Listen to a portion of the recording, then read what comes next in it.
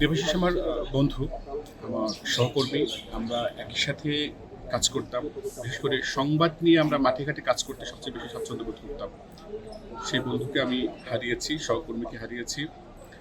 এখন তার নিথর দেহের অপেক্ষায় আছি, শুধু তার না, তার পরিবারের, তার স্ত্রী, তার ছোট্ট মাসুম ছেলে 3 বছরের স্বর্ণশেষ, এবং তার শ্বশুর আছে আকরাম আলী। দেবাশিসের সাথে আমার সবচেয়ে বেশি ভালো একটা সম্পর্ক ছিল, বিশেষ করে সংবাদ নিয়ে।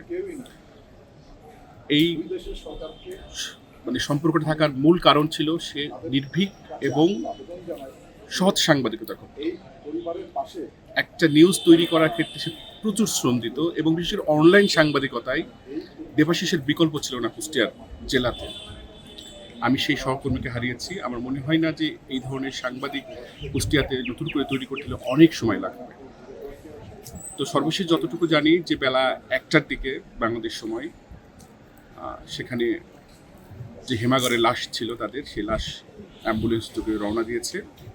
এখন বেনাপোল এই পোর্টে পৌঁছাতে সর্বোচ্চ হয়তো 3 থেকে 3.5 ঘন্টার সময় লাগবে।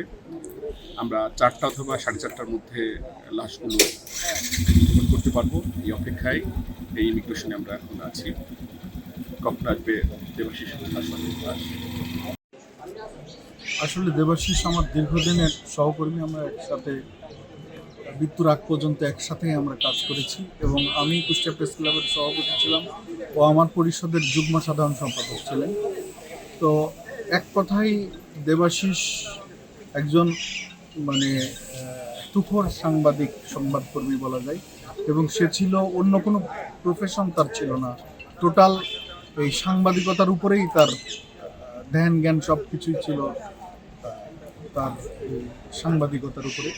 এবং আজকে এই দেবাশিসের যে অকাল প্রয়াণ, এই প্রয়াণের মধ্য দিয়ে এই পরিবারটি একেবারে নিঃস্ব। আজকে ওর বৃদ্ধ বাবা মা অসুস্থ, তাদের মাসে ওষুধ কিনতেই 10,000 টাকা লাগে, বাড়ি ভাড়া করে থাকে, সব কিছুই কিন্তু এই দেবাশিসের আয়ের উপরে নির্ভরশীল। আজকে আমরা যে দাবিটা জানাচ্ছি কুষ্টিয়া প্রেস ক্লাবের পক্ষ থেকে গণমাধ্যম কর্মী হিসাবে, যে সেটাই হচ্ছে যে আজকে কলকাতায় যে মৃত্যুটা হয়েছে দেবাশিসের পরিবারের 4 জন সহ 9 জনের, এইটার দায় অবশ্যই কলকাতা সরকারের আছে। কারণ তাদের যে জিনিসগুলো দরকার ছিল, সেই জিনিসগুলো যদি যথাযথভাবে পালন করা হতো, তাহলে কিন্তু এই হোটেলে এই দুর্ঘটনাটা নাও ঘটতে পারত।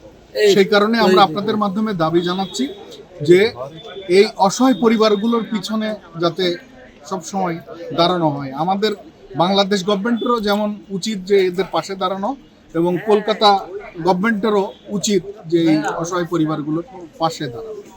সাংবাদিক দেবাশিস দত্ত, আমরা জানেন যে গত মঙ্গলবার মধ্যরাতে তার পরিবারের 4 জন সদস্য ওখানে তারা ঝরে গেছে। কুষ্টিয়ার গণমাধ্যমে দেবাশিস ছিল একজন নক্ষত্র। দেবাশিস সারাদিন ওর কাজ শুধু সাংবাদিকতায় কাজে লিপ্ত ছিল, এবং ধ্যান জ্ঞান সবই ছিল সাংবাদিকতা। আজকে দেবাশিস চলে যাওয়ায় দেবাশিসের পরিবারের যে কতটা ক্ষতি হয়েছে সেটা শুধুমাত্র আমরা, তার সহকর্মী, আমরা জানি। তার রেখে যাওয়া একটা কন্যা সন্তান আছে, তার মা, তার বাবা দুজনেই বৃদ্ধ। এই মা বাবা এবং কন্যা সন্তানের দেখার মতো আর কেউ নেই। দেবাশিস এমন একজন মানুষ ছিলেন যে সবার সাথে তার সুসম্পর্ক বজায় রেখে চলেছে। তার বিরুদ্ধে আমার মনে হয় না যে এমন একজন কুষ্টিয়ার কোনো ব্যক্তি তাকে নিয়ে কোনো কটূক্তি করতে পারে। সে আমাদের মাঝে আজ নাই, আমরা তাকে খুবই মিস করছি। সরকারের কাছে আমাদের আকুল আবেদন যে আজকে এই পরিবারের যে ক্ষতিটা হয়ে গেল, তার রেখে যাওয়া সন্তান এবং তার বাবা মার পাশে যেন সরকার একটু সুদৃষ্টি দেয়, এবং আমরা যারা আছি এবং আমাদের উচিত সবাইকে যে তাদের একটু খোঁজ খবর রাখবে, এবং তার মেয়েটা যেন অন্তত ভালোভাবে বেঁচে থাকতে পারে দেবাশিসের বাবা মার স্বপ্ন নিয়ে, এটাই আমার সর্বশেষ চাওয়া এবং প্রত্যাশা। ধন্যবাদ।